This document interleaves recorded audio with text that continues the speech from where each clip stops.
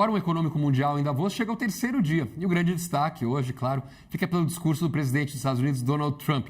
E para repercutir esse assunto, né, saber como é que está o clima lá, saber o que foi destaque no dia de ontem, também os detalhes da programação de hoje, a gente vai direto para Davos com meu colega Marcelo Torres. Marcelo, bom dia para você. Eu acho que o clima hoje... Ontem a gente teve aqueles discursos fortes da Ursula von der Leyen, do Mark Carney, do próprio Emmanuel Macron, e hoje um grande discurso, né? Todo mundo esperando. Claro que não tem como dizer, como ser diferente do presidente Donald Trump, né? Bom dia para você, Torres.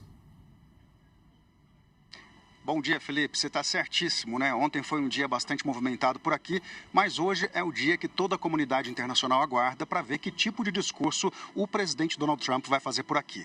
A gente conseguiu ver que era um dia diferente logo na vinda aqui para Davos. Nós estamos hospedados numa cidade que fica a 1 hora daqui e normalmente a gente consegue chegar em aproximadamente 1 hora. Hoje nós levamos 2 horas porque havia uma barreira imensa de checagem policial no meio do caminho, muita gente em ônibus, muita gente em carros, um volume muito maior do que a gente viu nos outros dias. Então, a gente pode afirmar com certeza que a presença do Trump aqui está atraindo muito mais curiosidade do que aconteceu nos outros dias.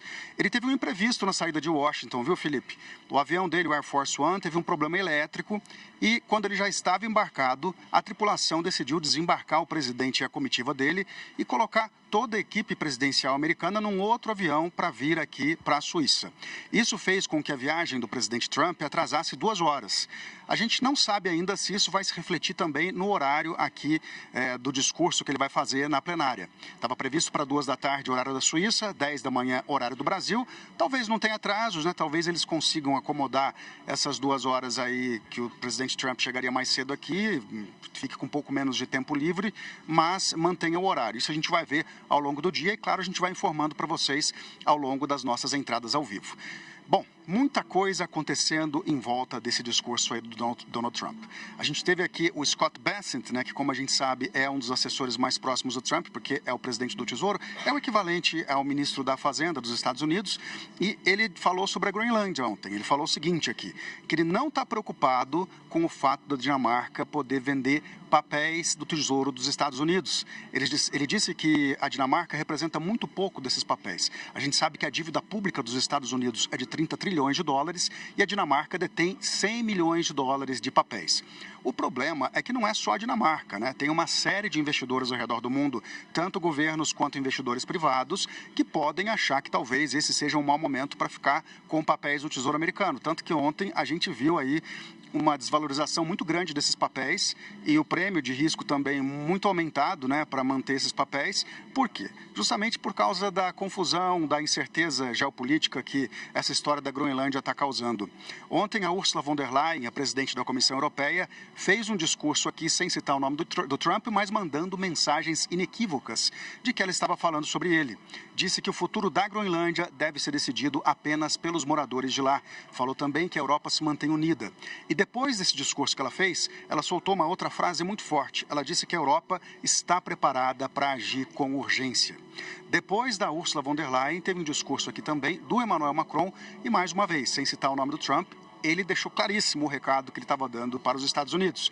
Ele falou que acabou o tempo do imperialismo e do colonialismo. Disse ainda que a Europa está aberta para investimentos. Pode ser uma outra cutucada aí, né, dizendo que pode receber investimentos de qualquer parte do mundo, e a gente pensa logo na China, é claro, que é a grande rival dos Estados Unidos. China e Estados Unidos, inclusive, disputam territórios como União Europeia, como América Latina, então a França dizer que está aberta para investimentos de todas as partes do mundo é algo bastante relevante nesse momento. Afirmou ainda que essa era dos homens fortes, né, dos bullies, é uma era que deve chegar ao fim, que as coisas devem ser resolvidas pela lei, né? Pela lei internacional, respeitando as regras de forma previsível. E ele reforçou aí a previsibilidade da Europa para receber investimentos. Também fazendo, é claro, uma comparação com o que está acontecendo nos Estados Unidos, que apesar de ainda serem o país mais poderoso do mundo, a principal economia do mundo, é um país em que nos últimos anos está vendo aí, principalmente no último ano, uma, digamos assim, como que eu vou falar, uma diminuição, né, da credibilidade, frente a tudo que está acontecendo, essa guerra tarifária, essas ameaças que estão sendo feitas ao redor do mundo. Bom, eu citei aqui então os discursos da Ursula von der Leyen e também do Emmanuel Macron, mas eu queria falar do discurso do Mark Carney, que é primeiro-ministro do Canadá, que foi feito no fim do dia. E foi, Felipe, um dos discursos com mais repercussão por aqui, porque ele tocou num ponto nevrálgico. Ele disse que a ordem mundial, como a gente conheceu até agora, desde o fim da Segunda Guerra Mundial, ela está no momento de ruptura. Segundo ele, não é transição, não é uma mudança leve, e sim uma ruptura.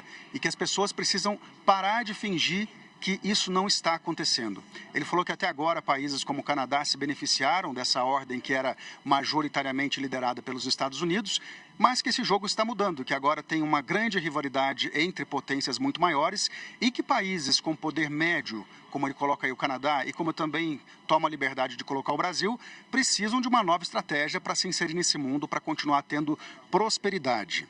Ele disse também que nesse momento a integração comercial está virando um objeto de coerção e que, mais uma vez, a comunidade internacional precisa parar de fingir que nada está acontecendo. Tem esse discurso do Trump, que está marcado por volta das 2 da tarde daqui, 10 da manhã aí do Brasil. E depois, por volta das 3h15 da tarde aqui, portanto 11h15 do Brasil, tem o presidente da Argentina, Javier Milei, que também vai fazer um discurso. A gente ainda não sabe a linha que ele vai levar aqui para o Fórum Econômico Mundial, mas vamos ficar aguardando, porque, é claro, é um parceiro muito importante do Brasil, né? O maior país do Mercosul depois do Brasil. Apesar da relação pessoal entre Milei e Lula estar estremecida desde sempre, Brasil e Argentina mantêm uma parceria bastante firme aí, estiveram juntos agora na conclusão desse acordo entre Mercosul e União Europeia. Então, para a nossa economia, é sempre interessante ouvir o que Javier Milei tem a dizer. O Brasil não mandou representante de alto nível aqui, não mandou o presidente Lula, não mandou o ministro da Fazenda, Fernando Haddad, e nem o presidente do Banco Central, Gabriel Galípolo.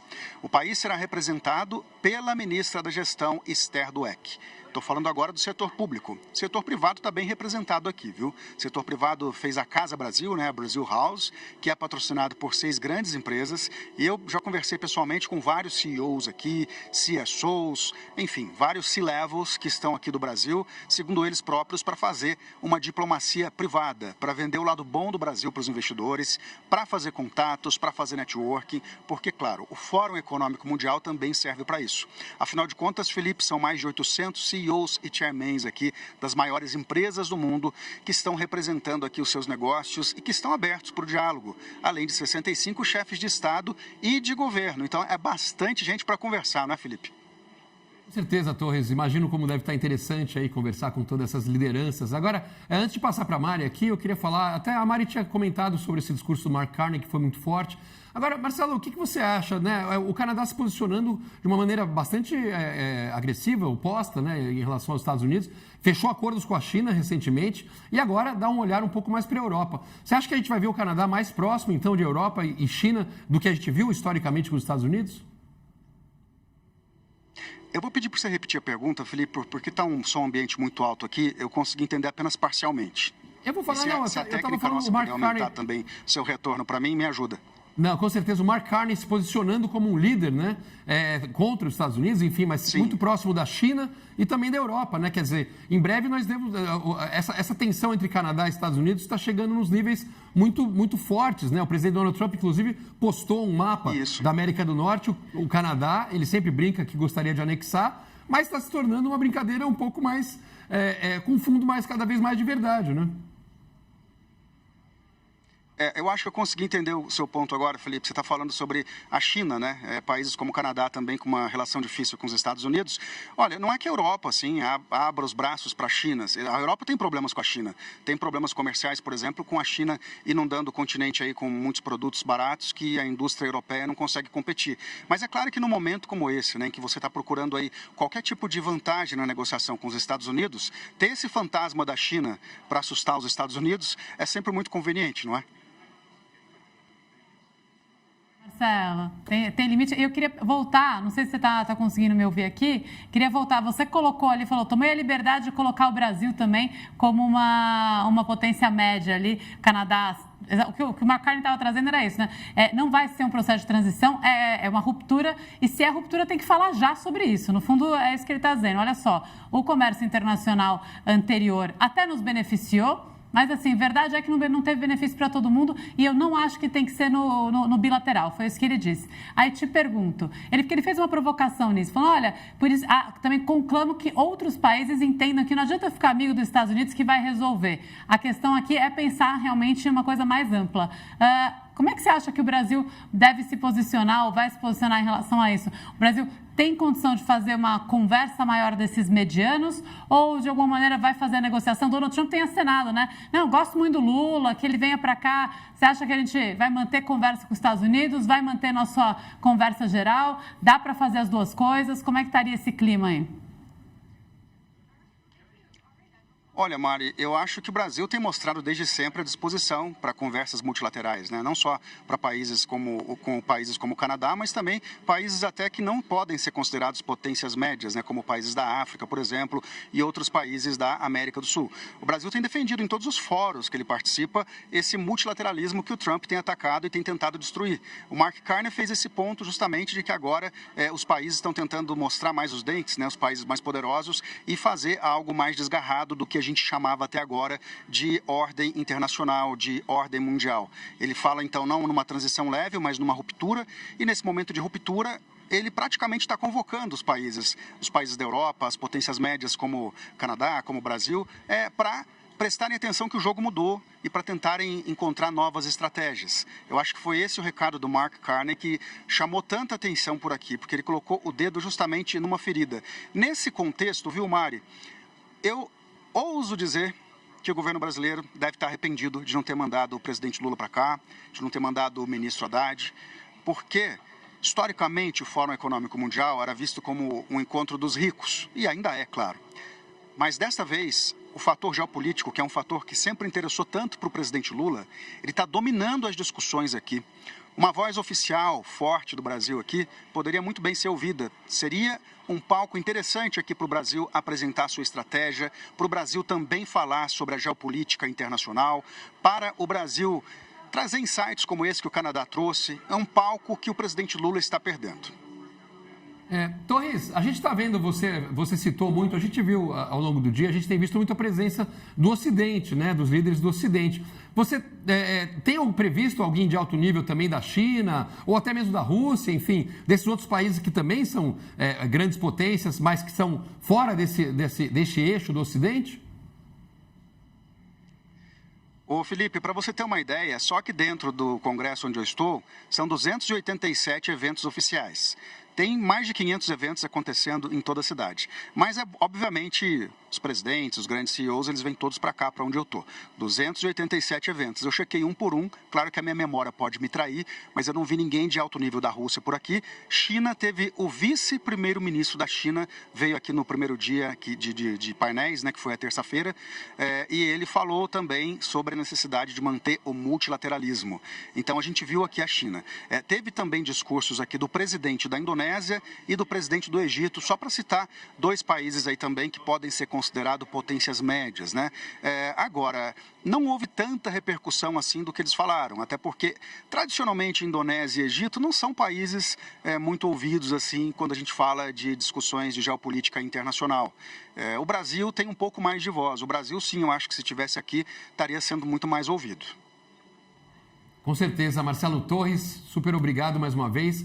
Qualquer informação, você chama a gente, você entra ao vivo. Super obrigado. Bom dia para você em Davos, que eu acho que hoje vai ser o dia mais quente por aí, né? Se é que dá para dizer que está quente. Está muito frio hoje, apesar desse clima quente da presença do presidente Donald Trump? Olha, aqui onde eu estou agora está quentinho, você viu que eu até tirei meu casaco, né? Lá fora está congelante, está uma temperatura próxima de 0 grau. Ontem à noite, quando eu saí daqui, estava menos 5, para você ter uma ideia. Eu comprei até hoje uma espécie de adesivo para aquecer os pés, uma coisa que eu nunca tinha visto na vida, mas sabe quando o pé está virando uma pedra de gelo? Então eu achei que vai ser útil, porque assim, aqui para você ter uma ideia, Felipe, no começo do dia está até agradável, né? Você se encapota todo, você coloca roupa térmica, você sai pelas ruas, tem sol, né? O sol ajuda muito, mas vai chegando 2, 3 da tarde, cara, se você fica na rua, o frio vai ficando insuportável, seus pés começam a congelar, então você faz o que você tem que fazer na rua, corre para um lugar aquecido, então essa é a temperatura lá fora. Aqui dentro está quentinho, mas nessa parede aqui do lado, tá vendo esse pedaço vermelho aqui, ó? Do outro lado já é o pavilhão onde o Trump vai falar. Aqui tá pegando fogo, né, no sentido metafórico da palavra. E aqui sim tá um lugar que ninguém vai passar frio, você pode ter certeza, viu, Felipe? Com certeza. Marcelo Torres, direto de Davos, na Suíça. Torres, super obrigado e volta a qualquer momento com mais informações, então. Obrigado, bom trabalho aí. Pode deixar. Obrigado.